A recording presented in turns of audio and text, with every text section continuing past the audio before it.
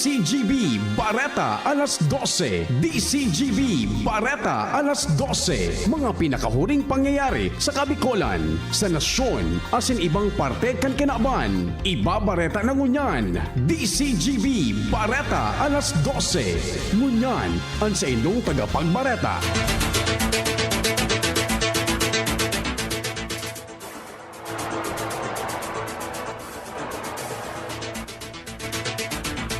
Magatugang Marinaw to po sa Indo ka, boss. Martes po ngunyan, petsa 23 sa bulan kan Hulyo 2024. Ini ang bareta alas 12, asin kami ang sinong magiging mga tagapagbareta. Ako po si Jasmine Balolo. Ako man po si Marnelab Daingiba. Yan ang headlines ng darakulang mga bareta sa lado lokal. 28 anyos na lalaki gadaan matapos badilon ninsumpak sa Legazpi City, Kasubanggi. Suspect mantinidong at large sigon sa Legazpi City Police Station. 5 barangay sa Tabaco City kaibahan sa mga iba-validate kan DILG Bicol para sa Seal of Good Local Governance for Barangay. Alkalde Crisel Agman Luis Trocan Tabaco City ikinaugmaan pagkakasabay sa 5 barangay kan syudad para sa potensyal na passers kan Seal of Good Local Governance for Barangay. DSWD Bicol nasa pagmonitor sa palibot para sa pagtaonin tabang sa mga apektadong pamilya o individual na apektado kan raot kan panahon. Sa lado nasyonal, U.S. Secretary of State Anthony Blinken asin Secretary of Defense Lloyd Austin mabisita sa nasyon sa Hulyo 30. Pagkor masunod sa direktiba ni PBBM na ipagbawal ang pogo sa nasyon. Kada probinsya tatawanin mobile clinic sigon kay Presidente Bongbong Marcos Jr. PBBM siniguro na dainang maritirong Teacher 1 sana. Sa ibang nasyon, Secret Service Chief inako ang kapalpakan sa pagbalong pambadil kay U.S. Secretary o kaya U.S. President Donald Trump. Baretang Sports, Philippine Olympic Committee, pinasalamatan si President Marcos Jr. pagtaonin onra sa mga atletang Pinoy na masabak sa Paris Olympics. Yan ang headlines ng sa detalles ka mga bareta enot sa lado lokal. Ang baretang ini hatod sa Indokan. Liver Aid Silimarine Capsule. Liver Aid. It's liver or lover, boys. Mantinidong at large ngunyan ang suspitsado sa pambabadil gadaan sa asarong 28 anyos na lalaki kasubanggi sa Legazpi City. Ini ang kinumpirmar sa DCGB News ni Police Executive Master Sergeant Carlos Panya, ang hepe kan investigador kan Legazpi City Police Station kung saan siya yung sinabi na mga alas 11:40 nin Banggi Hulyo 22, 2024, nangyari ang insidente sa sarong barbershop sa Ramon Santos Street sa Legazpi Port District kan syudad. Sigon sa investigasyon kadipatura, anday pinangaranan na biktima nagduman sa barbershop para saksakon ang suspetsado alagad day manapuruhan ini kaya kung tulos man na kinuha ang sa iyang sumpak na baril asin pinaputukan ang 28 anyos na lalaki. Sinabi ni Panya na ang biktima ang nagsapar nin tama sa Manila na parte kan sa iyang lawas na naging dahilan kan sa iyang pagkagadan. Napagaraman ka mga otoridad na bago pa man ang siri na pangyayari, igwa naman hindi pagkasinubutan ang suspetsado asin ang biktima. Ang baretang ini hatod sa Indokan. Sa paulit-ulit na hilo, lata at putla, baka iron deficiency anemia na yan. Take Camerate FA, the blood vitamin. Nasa 5 mga barangay sa Tabaco City ang pigpairarungon yan sa assessment kan mga personahes kan Department of Interior and Local Government Bicol. Kaibahan ang iba pang mga opisina kan gobyerno para madeterminaran kung sindaan pasado asin magkakanigo na matauanin Seal of Good Local Governance for Barangay. Sigun kay DILG Provincial Program Manager Conifer Codia, binanga ninda sa tulong team ang mga validators na mabisita sa Barangay Tagas, Basud, Kubo, Divino Rostro asin Barangay Rawis kan Isla San Miguel.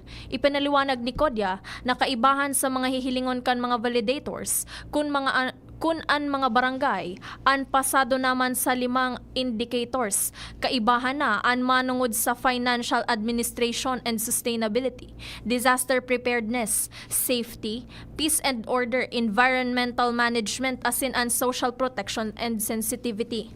Aminado si Kodia na sa 47 barangay sa syudad, 5 pasanaan na pre-assess ninda na posibleng matauan na nin SGLGB.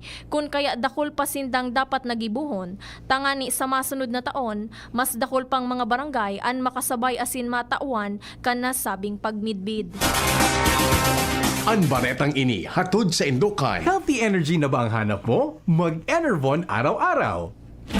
Sarong orgulyo para sa siyudad Cantabaco ang pagkakasabay sa 5 barangay kaini para sa potential passer sa Seal of Good Local Governance o SGLG for Barangays kan DILG. Ilan sinabi ni Tabaco City Mayor Crisel Lagman Luistro sa entrevista kan DCGB News. Ipinaliwanag ni Lagman Luistro na ang SGLG ang pigtatao kan Department of the Interior and Local Government o DILG sa kada lokal na gobyerno o LGU na may marhay na panggogobyerno.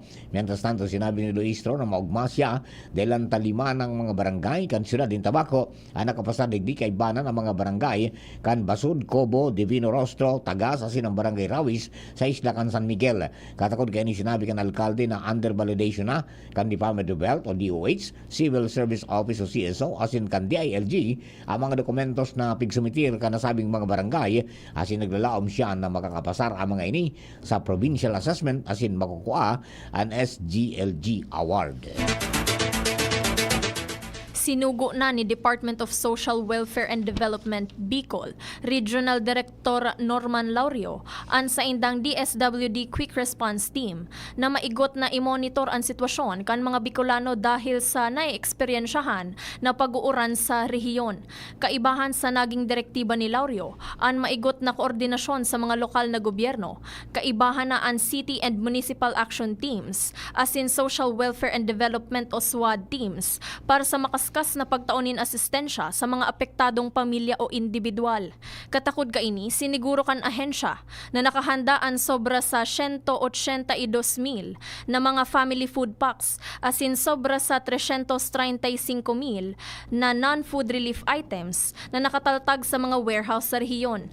Kasuhapon, nasa 97 stranded na pasahero sa Pasacao Port sa probinsya kan Camarines Sur ang natauanin asistensya kan ahensya matapos na para mientras na ikanselar ang biyahe kan mga sakayan pandagat hali sa nasabing pantalan pasiring sa San Pascual, Burias, Masbate dahil sa sitwasyon kan panahon. Sa iba niya itong mga baretang lokal, ipinag-orgulyo ni Santo Domingo District Jail Acting Warden Jail Inspector Noel A. Budulio ang sa mga best practices sa laogkan pasilidad na naging labi para makuha ang pagiging best district jail as in top 1 performing district jail sa ginibong second quarter Gawad Penolohiya Awarding 2024. Sa entrevista kan DCGB News sa programang Aramon Nyato kay Budulio, sinabi kay ni na dahil sa nasinda nakasentro sa pagbabantay kan sa ng pasilidad kundi pagsiguro man na ang sa indang mga personahe nag-excel sa anuman na bagay. Patunay kini ang pagkondukta man ni mga trainings manungod sa rescue asin pagresponde sa anuman na pangyayari kay bana na ang basic life support. Idinagdag pa ni Budolyo na naging magayon man ang sinang mga akomplishmento poon sa pagtao din seguridad sa mga persons deprived of liberty, pagtao ni mga livelihood sa mga ini asin ang oportunidad na makatapos ning pag-aadal mantang nasa laog kang kulungan sa paagikan programa sa edukasyon.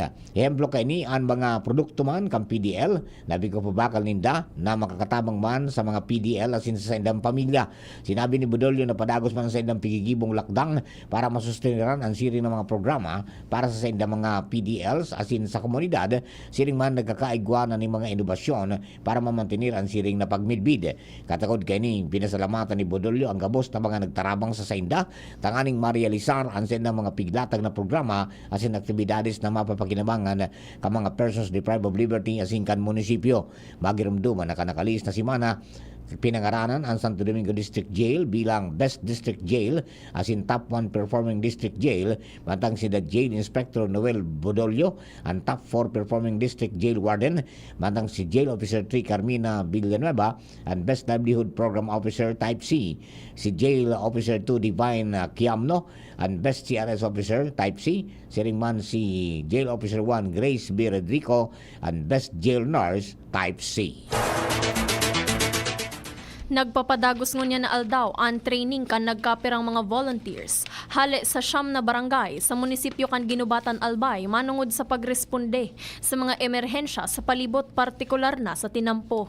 Ini ang pinagkumpirmar ni Ginubatan Municipal Disaster Risk Reduction Management Office Head Joy Maravilla kung sain ang mga barangay kang Banao, Binugsakan, Morera, Travesilla, San Rafael asin San Francisco, sagkod sa Linderos kan Kamalig ang konsideradong accident-prone areas. Basado naman sa mga datos kan nangyaring mga aksidente digdi kan mga nakalihis na aldaw.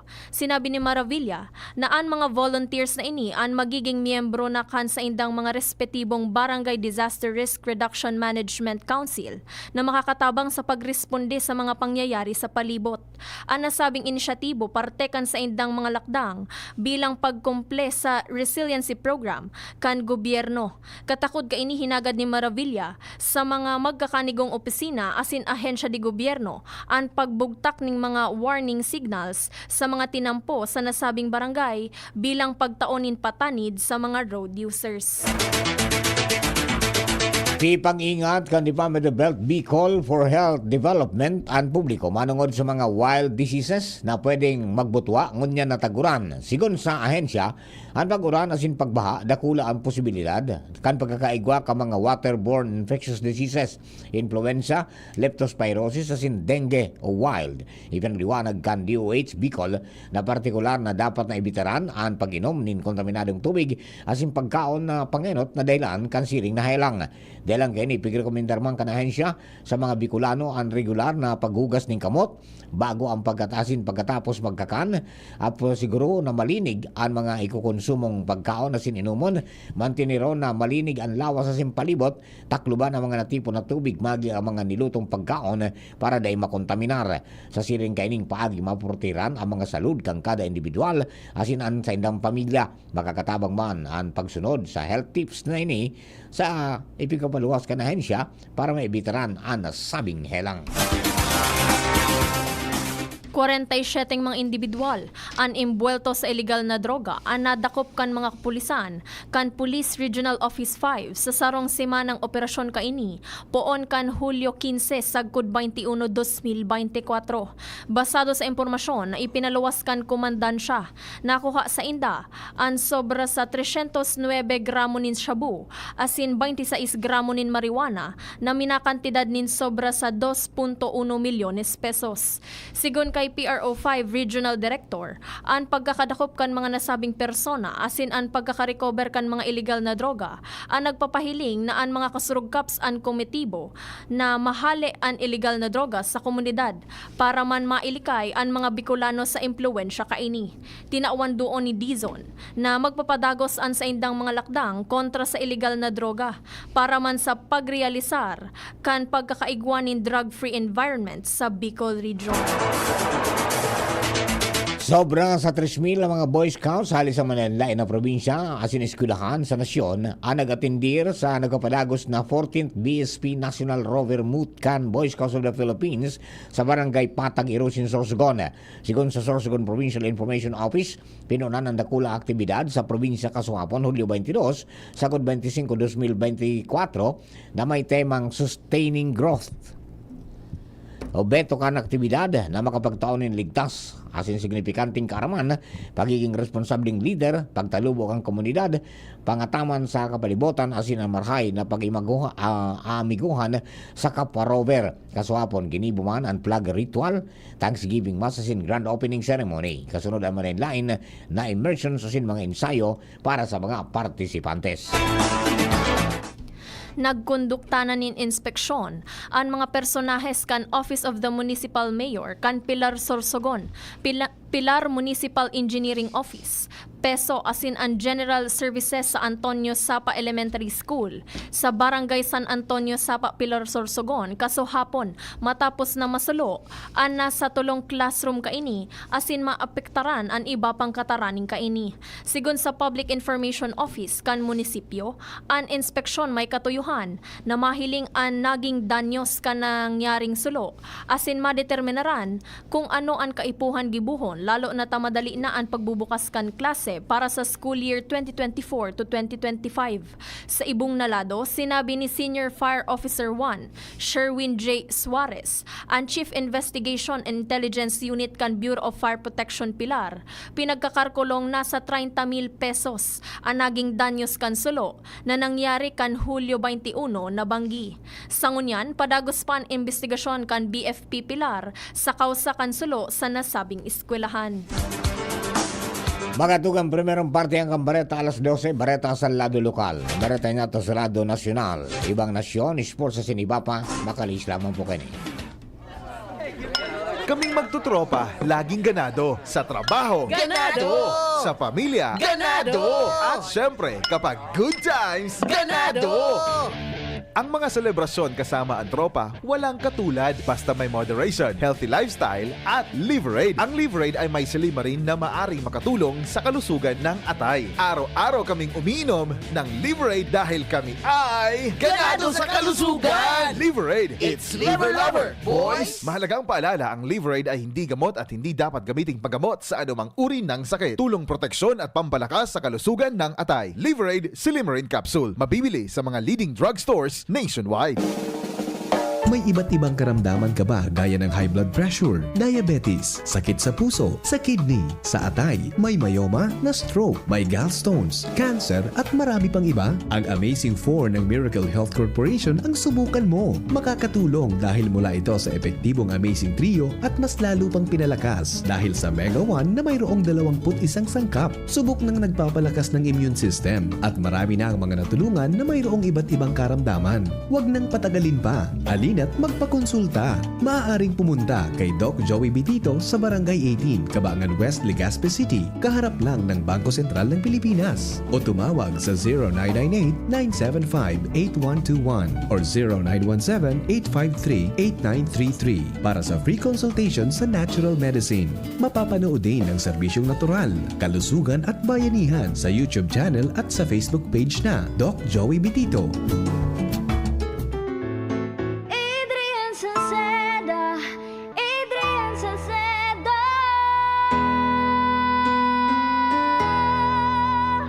Padagos ang pagtabang niya sa sato padabata. Yan ang satong alkalde sa banwaanin Pulangi. Taon-taon kadako lang mga naginibuhan niya. Idolo padabata si Adrian Salceda. Tunay na aki kan tercer distrito. Nonoy kap Adrian sa tuyang idolo. Adrian Salceda, padaba siya kan masa. Alcalde kan Pulangi, mayor nonoy kap ikana. Adrian Salceda, pag-asenso na matita. Banuan kan Pulangi, kay mayor nonoy kap. Ubo, premang nakabara, hirap sa paghinga. Dapat may dalang ginhawa. Kaya lagi kong bitbit, Plemex Forte Capsule. Ang Plemex Forte Capsule ay gawa sa halamang lagundi. Ginhawa sa ubo at hika. Magaan dalhin, madaling inumin. Plemex Forte Capsule. Basta lagundi, Plemex. Vitex Lagundo L is the generic name of Plemex Forte. If symptoms persist, consult your doctor. Tanggal ang plema, tigil ang ubo. Maluwag ang paghinga sa Plemex Forte. Basta lagundi, Plemex. Ang Plemex Forte Lagundi Capsule ay mabibili sa pangunahing butika o drugstore na malapit sa inyo. Inihahatod sa inyo kang Department of Environment and Natural Resources, Regional Office No. 5.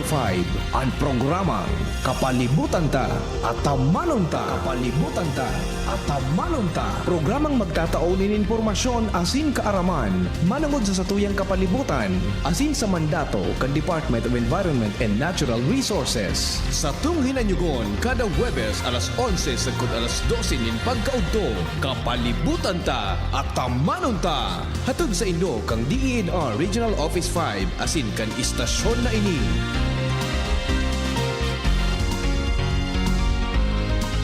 Ang Albay Electric Cooperative Incorporated or ALECO nagaako na din mga aplikasyon para sa Lifeline Subsidy. Ang mga kwalipikado digdi iyo ang mga Pantawid Pamilyang Pilipino Program or 4Ps beneficiaries asin itong mga marginalized consumers. Para sa mga miyembros kan 4Ps, kaipuhan sa aplikasyonan sa inyong 4Ps ID asin latest bill. Para sa non-4Ps o itong mga marginalized consumers, ang mga requirements iyo ang mga minasunod. Certification halay sa Social Welfare and Development Office sa indong syudad o munisipyo na nagpapatunay na ang aplikante sa rong low-income earner base sa latest poverty threshold na ipigmok na kan Philippine Statistics Authority government-issued ID as in latest bill. Pagirumdom na ang diskwentong ini otomatikong ia-apply sa monthly consumption kan mga kwalipikadong aplikante na day mahalangkaw sa 25 kWh. Ipasa ang mga nasabing requirements kasabayan na accomplished application form sa ALECO Service and Collection Office sa indong lugar. Kung kwalipikado ka, dai na magduwa-duwa. I-avail na ang subsidiyang ini ka ALECO. Nagtatabang na poong baga ito, sinda kita ika-ako Bicol, na matita ang totoong serbisyo. Hanggang ngunyan, ako Bicol lang sa puso ko. Igwang tabang sa turismo asin pag-asenso, may mga scholar na nagkaigwang trabaho, kadakol na mga naginibo, lalo sa mga para o matius na pamilya pa. Senior citizen asin ka-hobenesan yan. Ang AKP, ako Bicol. Ako Bicol Party List. Katabang na, kasurug pa. Aray, aray, aray.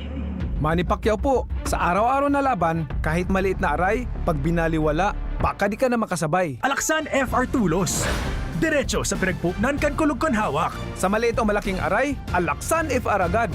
Unilab yan. Ibuprofen paracetamol is the generic name of Alaksan FR. If symptoms persist, consult your doctor. Maginhawang araw! Dimples Romana po. Uy, Dimples, andito ka rin. Salamat sa pagrekomenda mo dito sa Generica Drugstore, ha? No problem, Nay. Musta lang pakiramdam nyo? Maginhawa na. Salamat sa maalagang pharmacist. Nabigyan ako ng generics kasing bisa ng dati kong branded na gamot. Pero sa presyong mas abot kaya.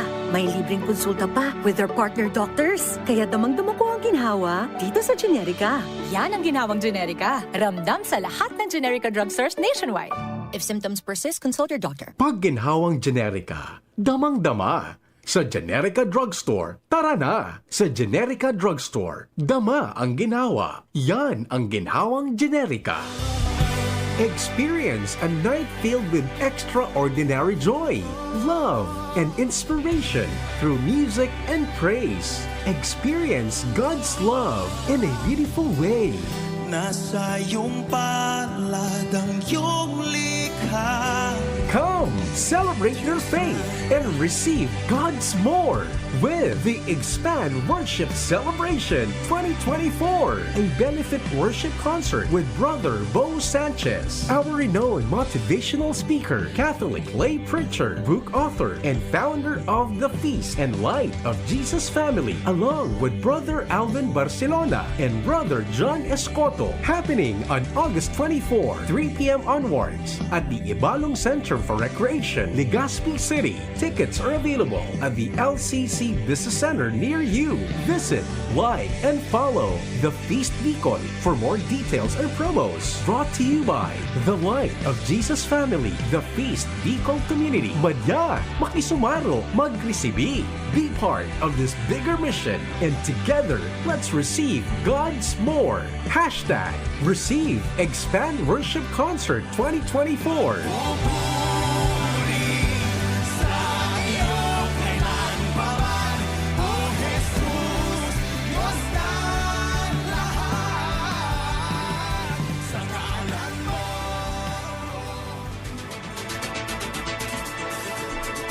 Sa detalles kambareta sa Radyo Nacional, nakatala na magbisita sa nasyon sina US Secretary of State Anthony Blinken at Secretary of Defense Lloyd Austin.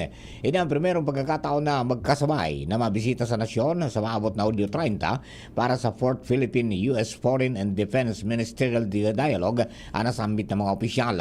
Magiging host sa nasabing pagbisita, kanduang opisyal sina Foreign Affairs Secretary Enrique Manalo at Secretary of National Defense Gilberto Teodoro Jr. ang two 2-on-2 meeting nakasentro sa pagpapakusog kan defense, security as in economic cooperation kan US as in Pilipinas. Piglalao man natuto karon kan ambos lados ang mga kasunduan na pigapod na General Security of Ministry Information Agreement o GSOMIA. Masunod ang Philippine Amusement and Gaming Corporation o PAGCOR sa direktiba ni President Ferdinand Marcos Jr. na ipagbawal ang Philippine Offshore Gaming Operators o POGO sa nasyon. Sigon kay PAGCOR Chief Alejandro Tenco, sinabi na kan Presidente ang direktiba kaini may kinaaraman kan POGO. Kan haputon kung kaya ipautob ang POGO ban. Bago matapos ang taon, sinabi ni Tenco na sa pagtubod niya, kaya asin kakayano ninda. Sigun kay PAGCOR Chief Alejandro Tenco, tinaramkan Pangulo ang direktibang ini, kaugnay kan POGO. Estando siniguro ni President Ferdinand Marcos Jr. sa ikatalonyang State of the Nation Address sa Sona, nagabos na probinsya sa Pilipinas, magkakaigo ning sa diring mobile clinic, kamautang kaini na mapakarahay ang healthcare system sa nasyon. Sinabi man niya na bukas, ang pagbukas kan sobre sa 20 na bagong urgent care and ambulatory service o bukas centers sa mga ibang lugar na may kamawutan na i-decongest ang mga pampublikong ospital. Katuwang man kan administrasyon ang mga lokal na gobyerno sa mga pagtitindog ng mga super health centers sa tabang ka mga LGU, mabubugtakanin sufisyenteng mga doktor asin nurse ang mga ini asin madudugangan man sa mga masunod pang taon. Sinabi ka Nepe Ekotibo na pigiinot man ng gobyerno ang pagbabakuna, nutrisyon, mental health well-being, active and healthy lifestyle bilang parte kan sa indang recalibrated health approach pasiring sa prevention as in healthy habits. Dagdag pa niya na padagos na ang pagpapakasugon kan sa iyang administrasyon ang mga feeding program sa mga eskwelahan as in daycare centers. Pinagunambitan man niya ang mga issues sa mental health kung sa inaglansar na ang Department of Health nin komprehensibong mental health plan as in siniguro ang sufisyenteng supply ka mga bulong. Magapadagos man ang suporta niya sa mga health enhancing sports program arugan taunan na panarong pambansa. Ipinahayag ni President Ferdinand Marcos Jr. sa iyang ikatulong State of the Nation Address o SONA ang pagtagamanin pondo para sa mga Expanded Career Progression System para wara ng public school teacher na magretiro na Teacher 1 sana. Sigun sa Presidente, nagtagaman na sindanin pondo para ipautob sa wakas ang Expanded Career Progression System para sa satuyang public school teachers. Ini mapromoter nin professional development asin career advancement sa saindang mga ranggo. Duwang mayor na dalan ang ipiglatag kan expanded system para sa mga paratukdo para magpadagos kan pagturo mantang an school administration masunod man ang lambang saro na magkakaigwanin career growth opportunities.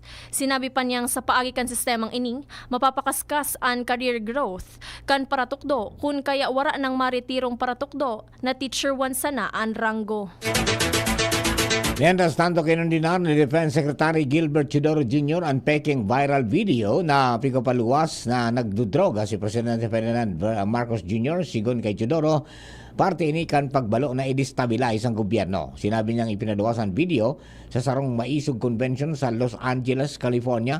Asin sigon sa Defense Chief, hilingon sa video na bako ini sa tuyang presidente. Peke ang ginibong video asin obvious na inigibo-gibo sana. Maliwanag man na igwa talagang matinding plano na i-destabilize ang sa tuyang gobyerno. Asin nagpuon man ini sa mga fake na mga news manungod sa Armed Forces of the Philippines o AFP as in Department of National Defense. Dagdag pampahayag ni Defense Secretary Teodoro, sinabi ko ng opisyal na magkikipagtabangan ng AFP sa as in DND sa gabos na hensya kang gobyerno para makortar ang mga nasa likod kan bako markay as in karumal-dumal na gibog-gibong ini. Nanindugan man si Teodoro na solido as in ang suporta kay Presidente Marcos Jr. as in ang apudan man siya sa mga otoridad sa Amerika na imbestigaran ang insidente. Ipinahayag ni Department of Labor and Employment o DOLE Secretary Bienvenido Laguesma na mabilog sinda nin mga plano para sa mga obrero na maapektaran kan pagban sa Philippine Offshore Gaming Operators o POGO sa nasyon. Sa iyang ikatulong State of the Nation Address o SONA kan Hulyo 22, inanunsyo ni Presidente Ferdinand Marcos Jr. ang pagbabawal sa gabos na POGO. Sinabi niyang may concern sinda alaga direktiba ini na dapat ipautob dagdag pa nila Guesma. Sinabi pa niyang dahil yaon na ang direktiba, asin tinawa naman nin transition period, gigibuhon kan dole an sa indang pagpapautob, pagbibilog kung paano papagianon, asin dai madidipisilan ang mga maapektaran na mga obrero. Mientras tanto sa ibang nasyon, maisog na inako ni Director of Secret Service Kimberly Shettle ang responsibilidad sa nangyaring pagbalo sa pambabadil kay dating US President Donald Trump. Sa ginibong inquiry kan Oversight Committee kan US House of Representatives, sinabi ni Shettle na sa indang pigaako ang naging pagkukulang nila kan Hulyo 13 sa pagbalo na pambabadil kay Trump. Dayman kaining sinimbag ang nagkapirang kaputan kan nagkapirang legislador kung igwang kaibanan na iba ang suspect na si Thomas Crooks. Magrimduman na nag-ani ng batikos alis sa mga legislador kan US ang pagtaonin o kaya ang turos na seguridad na itinao kan Secret Service sa mga opisyal kan Estados Unidos. Baretang Sports, pinasalamatan ni Philippine Olympic Committee o POC President Abraham Bambol Tolentino si Presidente Ferdinand Marcos Jr. dahil sa pagtataonin onra sa mga atleta kan nasyon na masabak sa Paris Olympics. Sigun kay Tolentino, nangunyan sa nasasarong presidente na pigsabay sa State of the Nation Address ang pagmidbid sa espuersos kan mga atleta kan nasyon. Magigirumduman na igwang totalmente ng 22 na Pinoy athlete ang masabak sa Olympics poon Hulyo 26 sagkod Agosto 11, mantang anom na kwalipikadong Paralympics na mapoon sa Agosto 28 sagkod Setyembre 8. Ini ang pangsanggatos na taon na nagpartisipar ang Pilipinas sa Olympics. Sa sona ni President Marcos, sa iyang tinauwanin pagmidbid ang mga lugar kung saan pigigibo ang palarong pambansa na iyo ang nagmumolde sa mga atleta kan nasyon.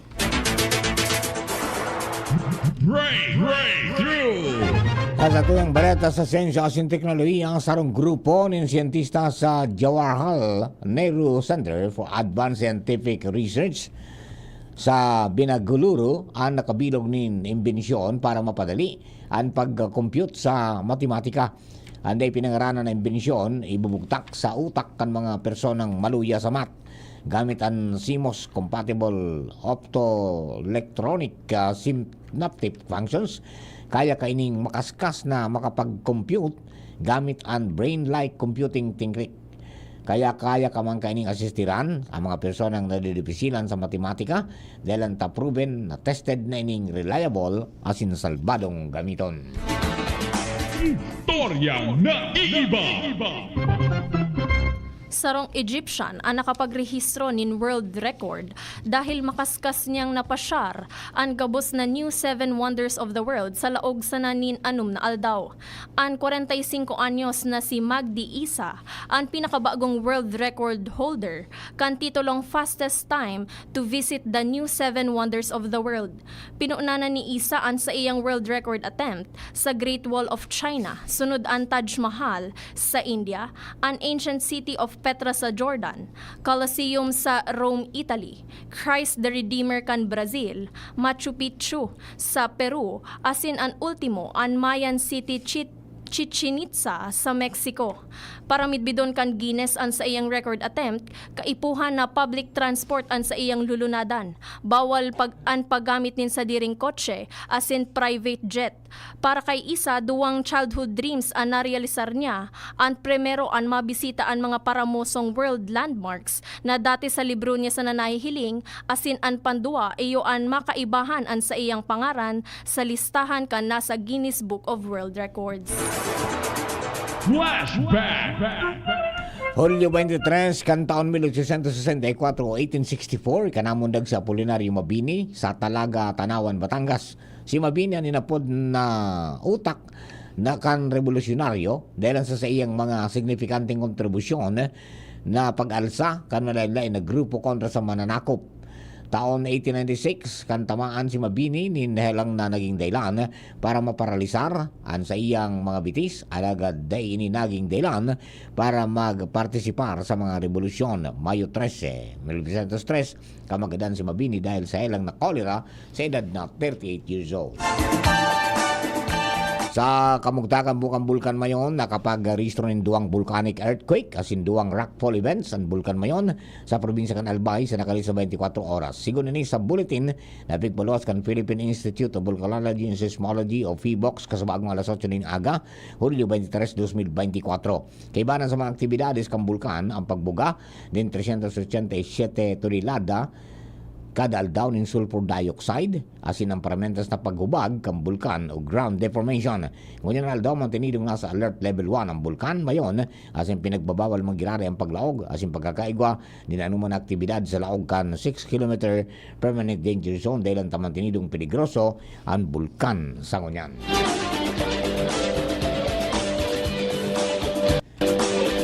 Makatugang yan na po ang kabilugan sa tuwing alas 12 mga bareta.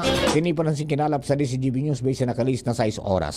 Sa pangarang kanakatuwang nato sa pagsurat ka mga bareta, Jenny Manchibaliaran, Angel Mostaza, siring man si Mary Joy Jaresco. Laro technical, kasabay niya to si Chief Ramir Tanay, yaon man sa DCGB Social Media Department si Jerome Nico Martinez. Kapangaran po kan bilog na tropa, Mega Force Patrol, kami ang sino mga naging tagapagbareta. Ako po si Jasmine Balolod. Ako man po si Mardela Daing Iba. Thank you for keeping us company. God bless the Philippines. Sa indong nadangog ang mga darakulang bareta ngunyan na aldaw. Ang tabayan ng giraray sa aga ang sarupang edisyon kan DCGB Bareta alas 12. Abangan ang masunod na programa.